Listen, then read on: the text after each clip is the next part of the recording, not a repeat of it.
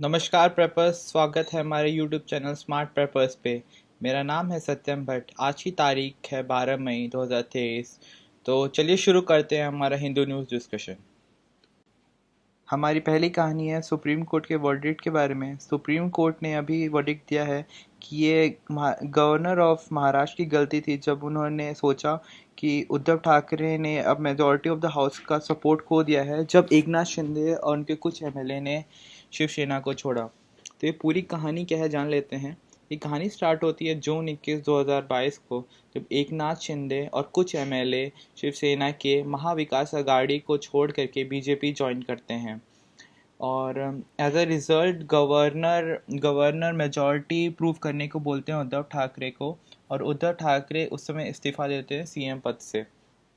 तो इस फैसले में सुप्रीम कोर्ट ने बोला कि ये पॉसिबल नहीं है कि वो दोबारा उद्धव ठाकरे को सीएम बना सकें, क्योंकि उद्धव ठाकरे ने अपनी मर्ज़ी से इस्तीफा दिया था सीएम पद के तौर पे। इसके अलावा सुप्रीम कोर्ट ने ये भी बोला है कि ये गवर्नर की गलती थी कि उन्होंने माना कि उद्धव ठाकरे ने मेजॉरिटी ऑफ द हाउस का सपोर्ट खो दिया है और उनको प्रूव करने को बोला मेजॉरिटी। सुप्रीम कोर्ट ने ये भी बोला है कि वो शिंदे और 15 एमएलए को शिवसेना से रिवोल्ट करने के लिए, भागी बनने के लिए उनको डिस्क्वालीफाई नहीं कर सकते, क्योंकि ये पावर जो है डिस्क्वालिफिकेशन का against defection, according to anti defection law, ये लाई करती है स्पीकर पे, और सुप्रीम कोर्ट इसमें बिल्कुल हस्तक्षेप नहीं करेगा। बता दें कि जो डिसीज़न होता है किसी भी एमएलए या एमपी का related to disqualification under the anti defection law, ये पूरी तरीके से निर्भर होता है चेयरमैन ऑफ द हाउस और speaker of the house, chairman Rajya Sabha में और स्पीकर पीपल्स हाउस में, जो कि जुडिशियल रिव्यू के भी अंडर परव्यू हो सकता है। हमारी अगली कहानी है दिल्ली से। आपको पता होगा कि दिल्ली सरकार और भारतीय सरकार में हमेशा एक पावर टसल चलता रहता है कि किसकी पावर ज़्यादा है और किसकी एग्जीक्यूटिव और लेजिस्लेटिव पावर ज़्यादा है दिल्ली में। तो उसी मामले में सुप्रीम कोर्ट ने एक बहुत ही इंपॉर्टेंट वर्डिक्ट सुनाया थर्सडे को, जब उन्होंने बोला है कि सिविल सर्वेंट जो होते हैं वो डिपार्टमेंट को सर्व करते हैं, ना कि किसी पॉलिटिकल पार्टी को। और इसी तहत बोला गया है कि जो भी ब्यूरोक्रेट्स हैं, जो भी आईएएस हैं या जॉइंट कैडर सर्विसेज हैं, जो किसी भी दिल्ली गवर्नमेंट के डिपार्टमेंट में काम कर रहे हैं, उस पर मैक्सिमम कंट्रोल दिल्ली गवर्नमेंट का होगा, ना कि सेंटर का। सेंटर हमेशा ये बोलता है कि चूंकि उन्होंने अपॉइंट किया है और वो उनके तहत मिनिस्ट्री में रह रहे हैं, इस वजह से मैक्सिमम कंट्रोल सेंटर का होना चाहिए। मगर सुप्रीम कोर्ट ने अभी क्लियर किया है कि जो भी जॉइंट कैडर सर्विस और आईएएस और एडमिनिस्ट्रेटिव स्टाफ हैं जो किसी दिल्ली गवर्नमेंट के डिपार्टमेंट में काम कर रहे हैं, उन पे मैक्सिमम कंट्रोल दिल्ली गवर्नमेंट का होगा। इस कंट्रोल को ये भी इम्पोर्टेंट माना जा रहा है क्योंकि इससे रोज़मर्रा के काम ईजी हो जाएंगे।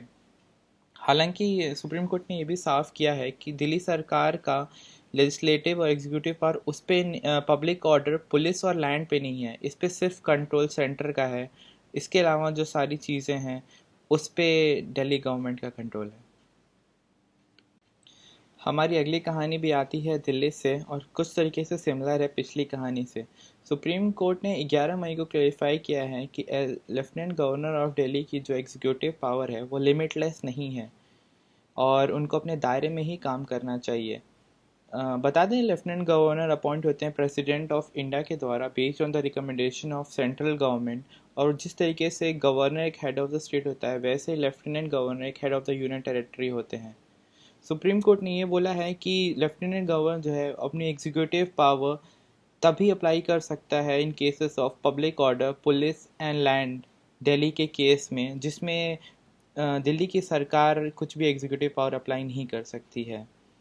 हालांकि एक कोर्ट ने ये भी बोला है कि अगर लेफ्टिनेंट गवर्नर की पावर आप इंक्रीज़ करना चाहते हैं तो पार्लियामेंट को एक लॉ लेके आना पड़ेगा जिसमें उनको एग्जीक्यूटिव पावर लेफ्टिनेंट गवर्नर की बढ़ानी पड़ेगी, मगर ऐसे लॉ को भी जुडिशियल रिव्यू हो सकता है।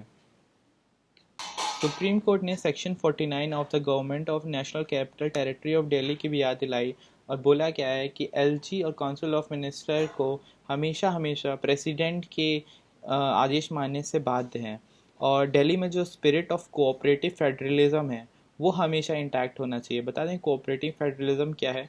कोऑपरेटिव फेडरलिज्म रिफ्लेक्ट करता है एक आइडियोलॉजी को जिसमें सेंटर और स्टेट के बीच में एक स्टेबल रिलेशनशिप होना चाहिए, उन दोनों को एक दूसरे से कोऑपरेट करके लोगों की भलाई के लिए काम करना चाहिए।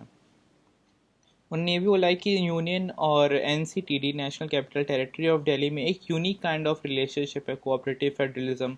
और इसका ये मतलब नहीं है कि national capital territory of Delhi जो कि दिल्ली सरकार है वो एक पार्ट है ऑफ द यूनियन की, उनकी अलग पावर्स है और सेंटर की अलग पावर है। सेंटर पुलिस, पब्लिक ऑर्डर और लैंड पे एग्जीक्यूटिव पावर कर सकता है, जिस पे दिल्ली सरकार का कोई भी एग्जीक्यूटिव पावर नहीं है। आज आते हैं हम अपनी अगली कहानी पे। हमारी अगली कहानी है स्पेशल मैरिज एक्ट के बारे में। सुप्रीम ये एक्ट इसलिए इसमें इम्पोर्टेंट हो जाता है क्योंकि सुप्रीम कोर्ट जो क्वेयर मैरिज है, मतलब जो समलैंगिक रिश्तों के द्वारा जो मैरिज होती है, उनको डील करने की कोशिश कर रहा है स्पेशल मैरिज एक्ट के तहत। अब बता दें स्पेशल मैरिज एक्ट क्या है। Special marriage act provisions provide करता है सिविल मैरिज होने के लिए इंडियन सिटीजन्स और जो इंडियंस बाहर रह रहे हैं फॉरेन कंट्रीज़ में, उनकी शादी के बारे में, अगर वो इंटरफेथ शादी है तो इसके तहत वो शादी कर सकते हैं। इसके लिए उनको नोटिस ऑफ इंटेंडेड मैरिज देना पड़ेगा marriage register of the district में। किसी भी इंसान, किसी भी दो पार्टीज़ के एक डिस्ट्रिक्ट में marriage registrar of the district में उनको नोटिस देना पड़ेगा ऑफ इंटेंडेड मैरिज। एक बार मैरिज रजिस्ट्रार में नोटिस देने के बाद 30 दिन का नोटिस पीरियड होता है जब कोई भी इंडिविजुअल आकर के इस शादी को अपोज कर सकता है। और अगर 30 दिन तक कोई भी इंडिविजुअल आके इसको अपोज नहीं करता है तो 30 दिन बाद माना जाएगा कि ये मैरिज पूरी तरीके से कंप्लीट होती है। और यही इस एक्ट की सबसे बड़ी खामी है कि 30 दिन तक कोई भी इंडिविजुअल आ करके इस शादी को रोक सकता है और ऑब्जेक्शन कर सकता है, जिसका यूज़ करके काफ़ी लोग मैरिज कपल्स को हैरेस करते हैं। इसके अलावा स्पेशल मैरिज एक्ट के जो तहत जो इनहेरिटेंस होता है वो पर्सनल और family laws of the faith, दोनों ही कपल्स के फेथ के द्वारा डिसाइड होता है। और अगर उनको ओवरटर्न करना है सेक्शन को, तो उन्होंने मानना पड़ेगा कि उनको अपनी जॉइंट फैमिली से अलग हो गए हैं वो, और तब उनको अलग से इनहेरिटेंस मिल सकती है। हमारी अगली कहानी है चाम लामा डांस के बारे में। Cham lama dance Tibet monasteries में परफॉर्म होता है और इसको बुद्धिस्ट मॉन्क परफॉर्म करते हैं special occasions of Buddhist festival like Buddha Jayanti और अन्य अवसर पे। तो क्या है चाम लामा, इसके बारे में जान लेते हैं। चाम लामा में क्या होता है कि बुद्धिस्ट मॉन्क्स जो होते हैं वो कलरफुल कॉस्ट्यूम और मास्क पहन के ट्रेडिशनल म्यूजिकल इंस्ट्रूमेंट्स पे डांस परफॉर्म करते हैं। और इनको परफॉर्म किया जाता है मेनली जहाँ पे बुद्धिस्ट मोनेस्ट्रीज हैं। For example states like Himachal Pradesh, Leh है, इन जैसे स्टेट्स में जहाँ पे बुद्धिस्ट मोनेस्ट्रीज हैं वहाँ पे बुद्धिस्ट मॉन्क्स से डांस परफॉर्म करते हैं। इसका स्टार्ट कैसे हुआ था? इसका स्टार्ट तब हुआ था जब पद्मप्रभाव ने चाम को परफॉर्म किया था। उन्होंने जब वो लोकल डेमन्स को टेम कर रहे थे तब उन्होंने ये डांस परफॉर्म किया था और तब से ये डांस बहुत पॉपुलर है। इस डांस परफॉर्मेंस में इंक्लूड होता है skeleton dance, deer dance, black head dance और old white man from Mongolia. तो ये सब मिल करके चाम लामा डांस होता है। इसकी वैरायटीज़ हैं ये सब, और ये मेनली परफॉर्म होता है बुद्धिस्ट मॉन्क्स के द्वारा बुद्धिस्ट मोनेस्ट्रीज में।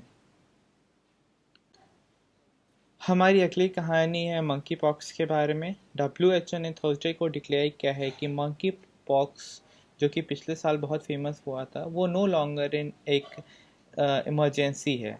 और पिछले साल एक अचानक से काफ़ी ज़्यादा स्प्रेड होना स्टार्ट हुआ था, मगर WHO ने अभी क्लियर किया है कि monkeypox no longer in emergency है। ये डिसीजन पे WHO तब आया जब उन्होंने देखा है कि मंकी पॉक्स केसेस लगातार गिर रहे हैं और लोगों में अब उतना स्प्रेड नहीं होता है, तब उन्होंने डिक्लेयर किया कि मंकी पॉक्स नो लॉन्गर एक इमरजेंसी है। हालांकि WHO ने ये भी चेतावनी दी है कि ये अभी भी थ्रेट्स है कुछ पार्ट्स ऑफ अफ्रीका और कुछ पार्ट्स ऑफ द वर्ल्ड में, तो इससे कुछ सावधानी रखने की ज़रूरत है। बता दें मंकी पॉक्स कैसे फैलता है। मंकी पॉक्स फैलता है, एक मंकी पॉक्स वायरस है जो कि जीनस ऑर्थोपॉक्सो वायरस के वायरस है, उसके थ्रू फैलता है ये। और मंकी पॉक्स फैलने को अगर आपको अवॉइड करना है तो आप उन लोगों से फिजिकल कांटेक्ट अवॉइड करें जिनको मंकी पॉक्स हो चुका है, क्योंकि ये कम्युनिकेबल डिजीज़ है। हमारी अगली कहानी है ISMR और आयुष के बीच में जो MOU साइन हुआ है, मेमोरेंडम ऑफ अंडरस्टैंडिंग, उसके बारे में। Recently ICMR, Indian council of medical research और मिनिस्ट्री ऑफ आयुष ने एक मेमोरेंडम ऑफ अंडरस्टैंडिंग साइन किया है, जिसके तहत ये लोग कोऑपरेशन और कोलैबोरेशन करेंगे ताकि मेडिकल डिपार्टमेंट में ये दोनों साथ काम कर सकें। बता दें कि आयुष जो मिनिस्ट्री है वो बेसिकली उसके वेरियस हेल्थ केयर, जो अलग अलग हेल्थ केयर अल्टरनेटिव होते हैं कंपेयर टू ट्रेडिशनल मेडिसिन, उसको मिलकर बनता है, जिसमें आयुर्वेदा आता है, योगा एंड नेचुरोपैथी आता है, यूनानी आता है, सिद्ध आता है, सोवा रिग्पी और होम्योपैथी आता है। इन सब का एक्रोनिम है आयुष। आयुष सबसे पहले एक डिपार्टमेंट के तहत इस्टेब्लिश हुआ था जिसका नाम था department of Indian system of medicine and homeopathy. But Narendra Modi की सरकार ने 2014 में इसको रिब्रांड किया था मिनिस्ट्री ऑफ आयुष, और इसके साथ ये एक मिनिस्ट्री बन गया था। इस मेमोरेंडम का फ़ायदा ये होगा कि इस मेमोरेंडम के तहत मिनिस्ट्री ऑफ आयुष और आईसीएमआर एम्स के डिपार्टमेंट में एक साथ एक एडवांस रिसर्च इन इन्वेस्टिगेटिव हेल्थ केयर सेंटर बनाएंगे।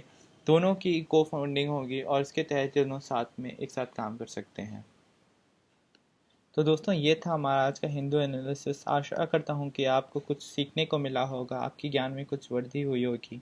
और आपके कोई भी फीडबैक्स हैं, कोई भी कमेंट्स हैं, अगर आप चाहते हैं कुछ भी बदलें या आप कोई दूसरी अन्य सीरीज़ चाहते हैं, तो प्लीज़ कमेंट बॉक्स में हमको बताएं कि आपको आज का सेशन कैसा लगा और हम किस तरह इम्प्रूवमेंट कर सकते हैं। प्लीज़ हमारी यूट्यूब चैनल पे को लाइक करें, कमेंट करें और सब्सक्राइब करें, और अपने अन्य दोस्तों को भी भेजें जिनको इसकी ज़रूरत हो। धन्यवाद।